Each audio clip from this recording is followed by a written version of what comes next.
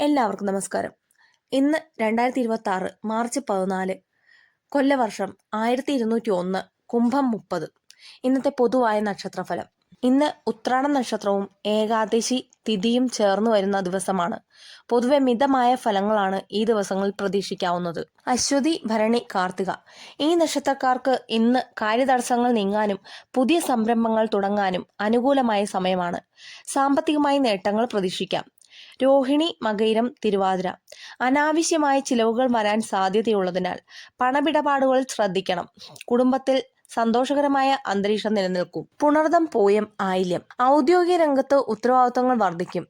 സഹപ്രവർത്തകരുടെ സഹായം ലഭിക്കും. ആരോഗ്യകാര്യങ്ങളിൽ പ്രത്യേകം ശ്രദ്ധ വേണം. മകം, പൂരം, ഉത്രം മാനസികമായി നല്ല ഉന്മേഷം അനുഭവപ്പെടും. ദൂരയാത്രകൾക്ക് സാധ്യതയുണ്ട്. പഴയ സുഹൃത്തുക്കളെ കണ്ടുമുട്ടാൻ ഇടവരും. അത്തം, ചിത്തിര, ചോതി ഭാഗ്യാനുഭവങ്ങൾ വർദ്ധിക്കുന്ന ദിവസമാണ്. തൊഴിലന്വേഷിക്കുന്നവർക്ക് അനുകൂലമായി മറുപടി ലഭിക്കും. കലാരംഗത്ത് പ്രവർത്തിക്കുന്നവർക്ക് അംഗീകാരം ലഭിക്കും. വിശാഖം, അനിഴം, തൃക്കേട്ട അപ്രതീക്ഷിതമായി ചില തടസ്സങ്ങൾ നേരിടേണ്ടി വന്നേക്കാം. ക്ഷമയോടെ കാര്യങ്ങൾ സമീപിക്കുന്നത് ഗുണം ചെയ്യും. ശത്രുശല്യം കുറയും. മൂലം, പൂരാടം, ഉത്രാടം നിങ്ങൾ ആഗ്രഹിച്ച കാര്യങ്ങൾ സഫലമാകും. സുപ്രധാന തീരുമാനങ്ങൾ എടുക്കാൻ ഉചിതമായ സമയമാണ്. ആത്മവിശ്വാസം വർദ്ധിക്കും.